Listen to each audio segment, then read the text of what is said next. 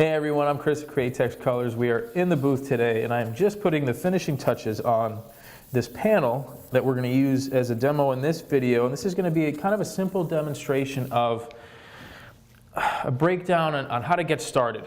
Basically how to get started on a hard surface, right? So this is kind of an all-encompassing, really simple, the steps that we recommend and the process for you guys anytime you're painting something what we consider a hard surface. Not necessarily an automotive refinish, but anything that would fall into that category of a harder substrate. So for that, I have this powder coated panel. It's an aluminum panel that has like a factory OEM style powder coat on it. So the first step in that is to scuff it.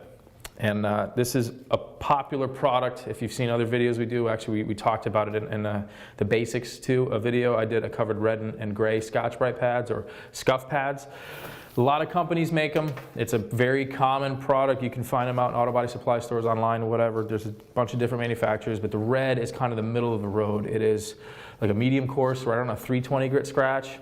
So that's kind of what we're going to recommend. And it's a perfect product to put a tooth or a surface prep on the panel that you're prepping. So you don't need to go crazy aggressive with these. All you want to do, again, on this panel, is if you can see, it's just knock that shine. This had a semi-black finish on it. Now it looks gray because of the Scotch pad. So that's all you're trying to do is just knock the tooth off this. And what you're doing also at the same time is kind of getting off any kind of surface contamination that might be left over. So that is step one. So we're going to get right into this. And we're talking about what we're going to do. We're going to go through the steps. So step one is the prep. Again, you're not leaning on it. You're not digging on it. All you're doing is giving a nice even pressure wipe to knock the shine off the surface. So we talk about after that is done. This is actually a water-based pre-cleaner. Now, there's water-based and solvent-based pre-cleaners, and I actually touched on this prior to this in another video in terms of when to use it and when not to use it. So, because I'm starting my paint process, right, we're starting the process of putting material down. So, I'm going to use a water-based pre-cleaner. For this again, this is right out of the package. It's not dirty. It shouldn't be grimy. So, a water-based pre-cleaner is going to be more than enough to, that's all I did was just a little spray on, wiping in with a wet towel, and then I'll come back and give it a final wipe with a clean towel. That's all you want to do. And you can see a little bit of that black residue is coming off. So you want to switch to a clean towel. And you keep wiping until it is totally dry and there should not be any black residue left on your towel. And now going to the towel. This is a lint-free towel. It's like a low-lint pre-paint towel. You're going to want to use something like this. You can use paper towels, but just keep in mind the paper towels are going to leave a lot more those little fuzzies behind, and you have just residue basically from the towel, those fibers from the towel. So that's where a tack rag is going to come in handy. Now we're still going to tack this off, but you're going to have to just be more careful that extra step in tacking if you are just going to use like a traditional paper towel. So not totally necessary on the lint-free towel, but it is going to help you in the long run. So now that this is all wiped down, before we move to the next step, I'll talk about that real quick, that water-based cleaner, right? So now this is before I started painting.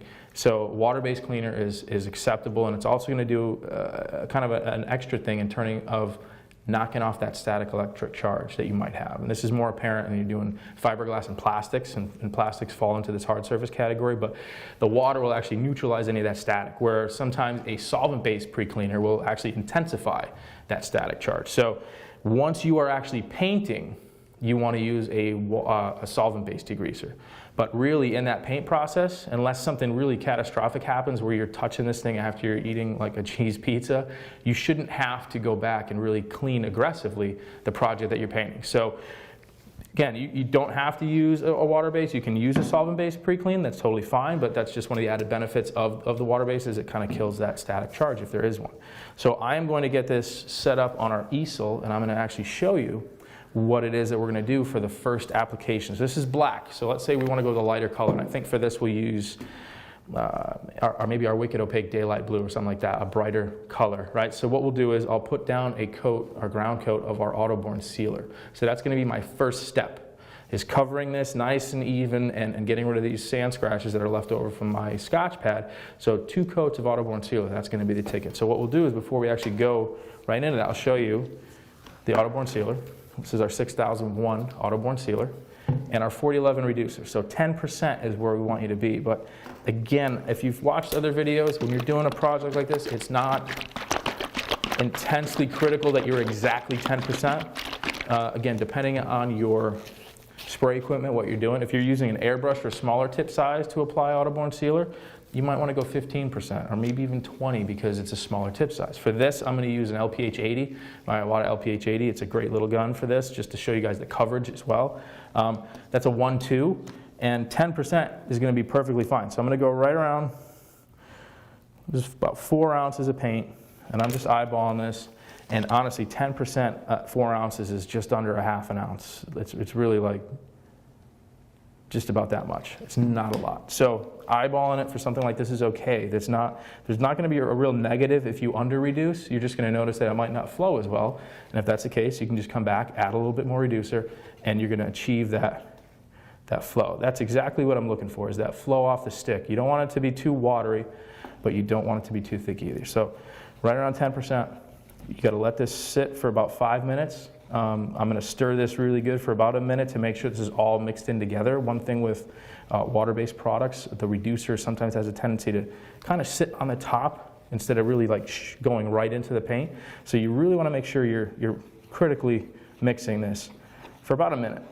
And I'm going to let that sit while I get my panel up on the easel, and I will get it tacked off, and we'll see you guys in a moment when we're ready to spray. All right, guys, we are back in the booth. It is running. We are ready to spray. I got my mask. I got this wiped down, tacked off. It's all ready to go. So this is going to be coat number 1 of our white sealer. So I'm going to do 2 coats. We'll show you guys both coats, show what it looks like. It's going to be a medium wet coat. It's a nice, even medium wet coat, 50% overlap, and it should cover extremely well. So this is coat number 1.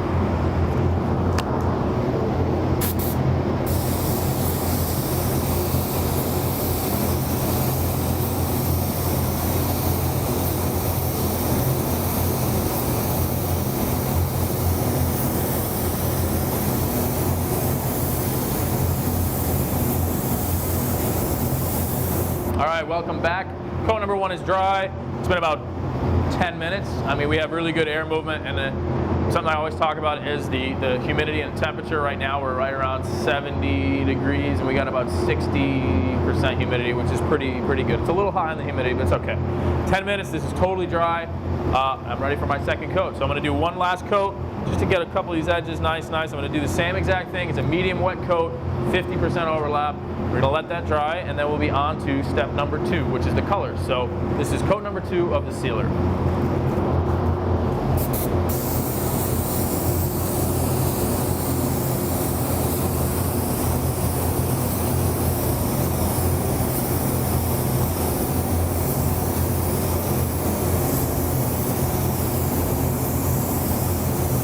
All right, everyone, welcome back. Our sealer white is totally dry. It's been about an hour or so now. I got a little bit of tape on there. We're going to do a couple of sections to show you guys kind of what we're talking about when we talk about mixing. So I know I said I was going to use the daylight blue, the Wicked Opaque daylight blue, but for this I'm going to actually use the Laguna blue for a reason. We'll get into that.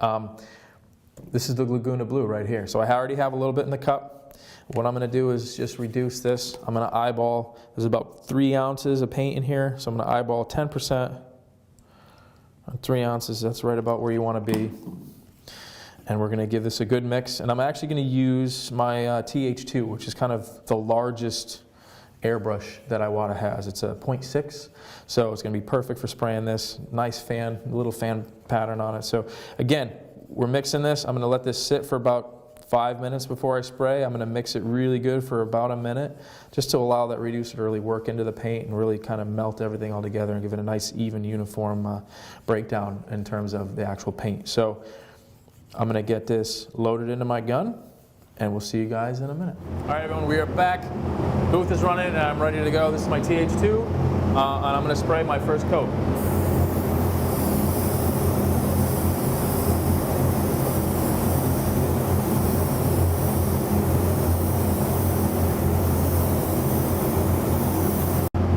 Hey guys, we are back. Coat number 1 is dry. It's pretty transparent, so this is coat number 2.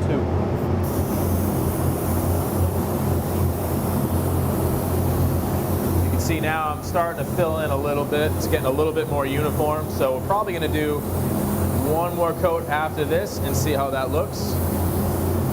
So we'll let this dry, and we'll do coat number 3. Okay, coat number 2 is dry. This is coat number 3.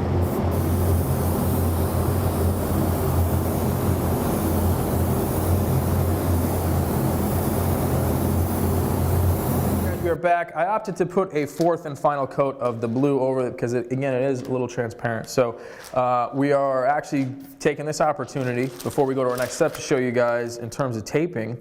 It's been about an hour between spraying that last coat and me putting a piece of tape on here now. So that's something you want to keep in mind too, is typically the best results, about a solid hour is good in typical conditions, and what we refer to as about 70 degrees, 55 to 65% humidity. 70 degrees is kind of optimum in terms of those. So 1 hour, we got this tape for our next step, and that is going to be that same color. It's going to be the Wicked Laguna Blue, but we're going to actually go over to the bench and mix that, and I'm going to mix that with a little bit of our 4050. So we'll see you guys at the table.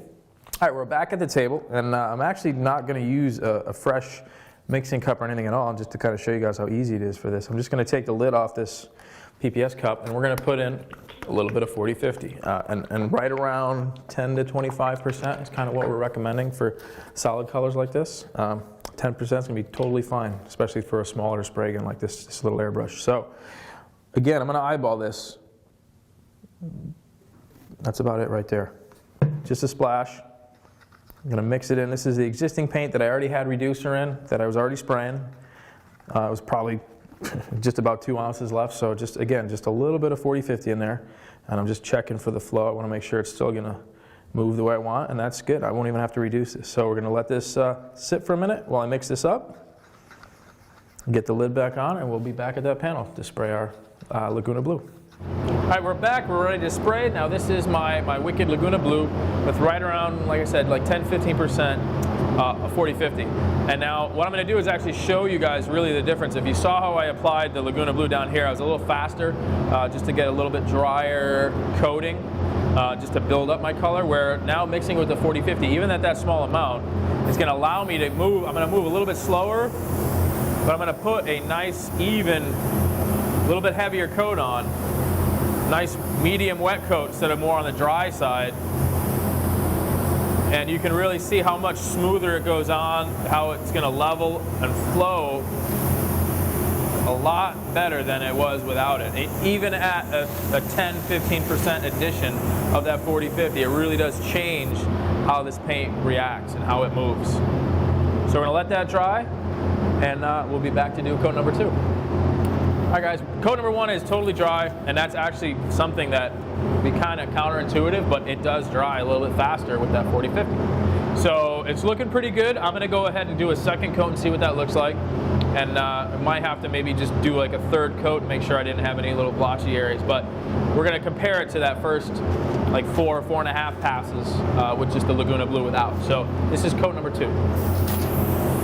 Again, I'm going a little bit slower pace because I can actually build this color up to get a nice solid coverage. Same thing, I'm doing about a 50% overlap. Nice and easy. I'm spraying right around 35 PSI, which is, I feel, a pretty good spot with this, the TH2. So this is 2 coats. If I wanted to move a little bit faster, I would just add a little bit more reducer. But remember, I used what reducer I already had in the paint and just added the 4050. So again, you can make your adjustments. If that's not fast enough for you, if you want to be able to move faster, you can just add a little more reducer. So I'm going to let this dry, see what it looks like, and we'll compare it to our first panel. All right, we're back. Coat number 2 is totally dry, and there's a few little spots, because you can see up here on the yellow tape, you can still see it, like the tape has a green tint to it, just because these colors are a little bit more transparent in nature. So there's a few spots that are a little see-through here and there, so I'm going to do one more coat just to try to even it up, but we're still only going to do 3 coats as opposed to the right around a little over 4 on the bottom. It's like 4.5 really on that bottom. So just to kind of show you guys the difference in how you can spray this with the addition of the 4050. And once that's dry, I'm going to go ahead and untape the top, and we're going to spray our opaque, our Wicked Opaque Daylight Blue, and that'll really show the difference in coverage. So I'm going to do coat number 3 right now. We're going to let that dry up, and I'll pull the paper so we can kind of take a look at it, see what it looks like. And we'll do that comparison. So this is, again, same thing, nice, even, kind of a methodical 50-50 overlap.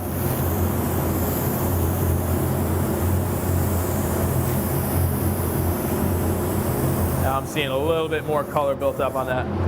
I'm happy with that. So what we'll do is, while it's still wet, I'll just pull this tape, you guys can see. the difference. Now it is going to look a little bit lighter because it is wet, but once that dries, we got a little over 4 coats on the bottom. This is 3 coats, and then we'll untape the top and we'll do our, like I said, our opaque daylight blue, and I'll probably be able to get really good saturated coverage with just 1 coat. So it'll be a good comparison. So we'll see you guys in a minute. All right, everyone, we are back. We're ready to spray our last color, and this is going to be our, like I mentioned, our wicked opaque daylight blue.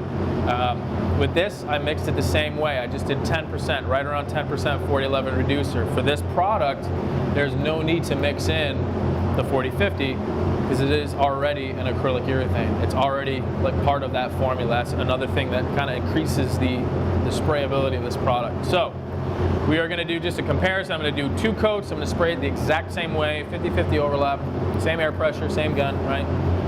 And we're going to just do a kind of a letdown panel, if you will, in comparison to show the coverage and the attributes of these different mixing ingredients, I guess. So this is going to be coat number 1.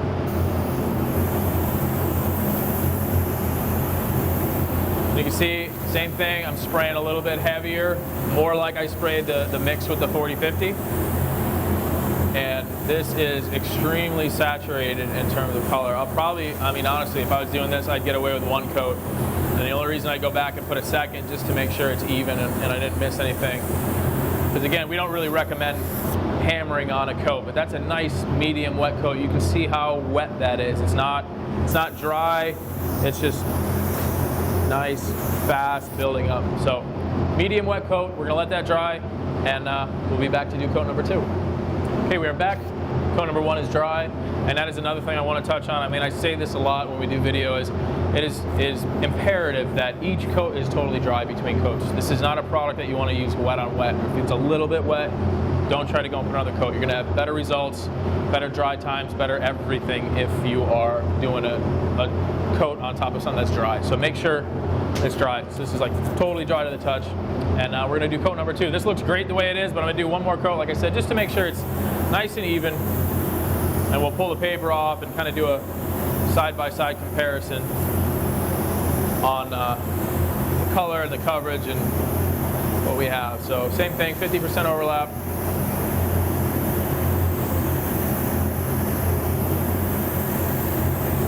We'll see what we got.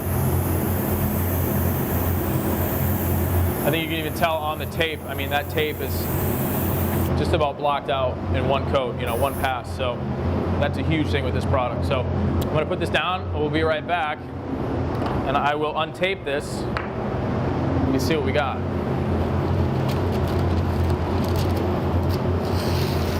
So you can see the daylight blue is not Laguna blue. It is a little bit different in terms of the color, but in terms of blocking out, even though it is white, and we went over white, I mean, this is solidly covered in 2 coats.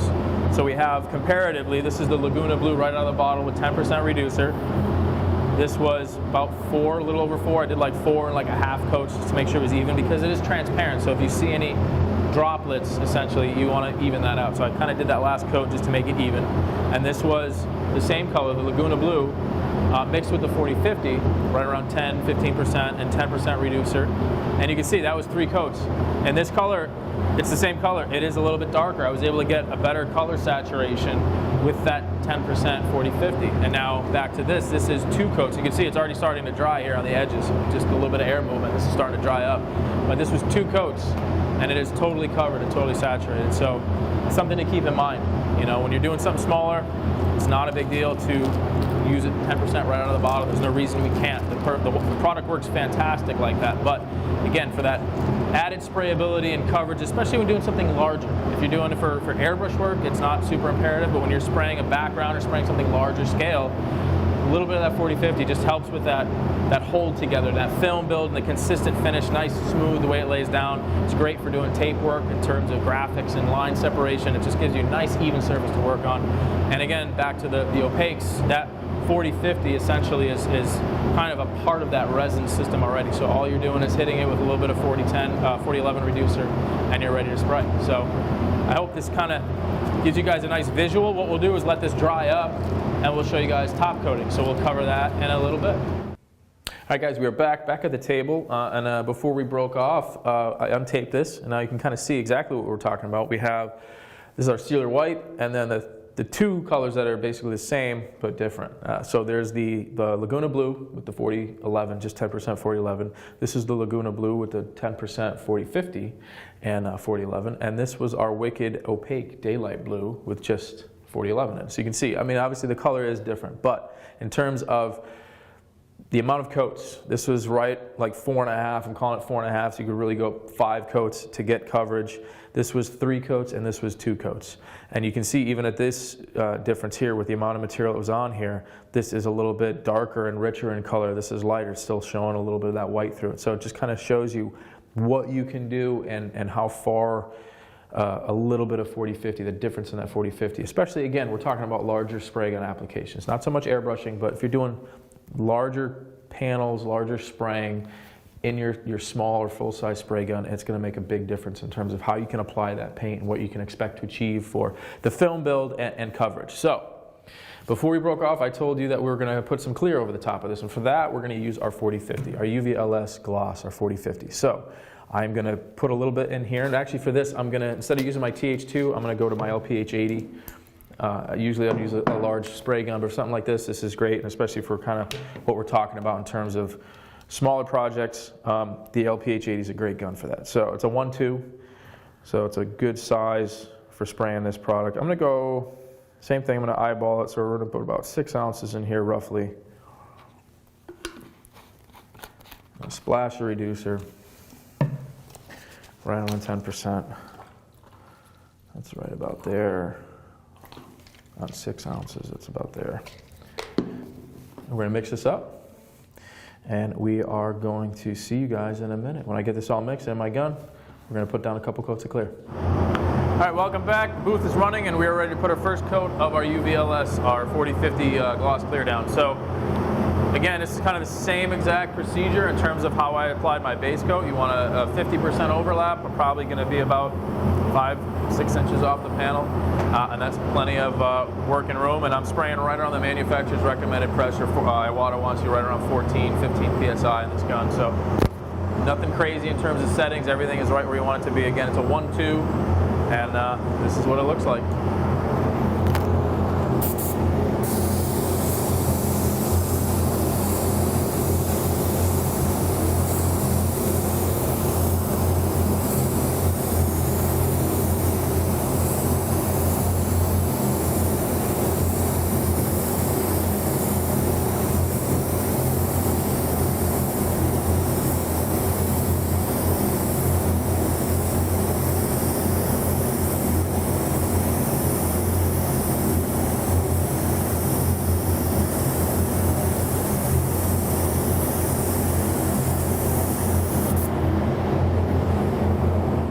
All right, everyone, welcome back. We are totally done spraying clear coat. I did 3 coats of our 40-50. We didn't show every coat, but we did 3 coats. It's going to give a nice even film and enough material on there to sand if you wanted to, because that's one of the things I wanted to talk about is when you apply this product, our 40-50, or generally all of our products, we want you to put it on and let it dry thoroughly between each coat. So we don't want to go wet on wet. For the maximum performance of the product, the best look, we want you to let it dry in between coats. And one of the nice things about having to do that or letting that dry between coats is the ability to actually work this product if you wanted to. If you had dust nibs or tape lines that you wanted to sand down, you could do that between coats. You don't have to wait for it to completely dry like you would a solvent clear. So this also makes it an excellent inner coat. So again, if you have a lot of graphics going on, a lot of stuff you wanted to sand down to lose any of those graphic tape lines, those edges, you can use our product for that and then transition to a 2K for the final clear coat over that. So that's what we'll talk about as well. So for this, we did three coats of our 40-50, 100%.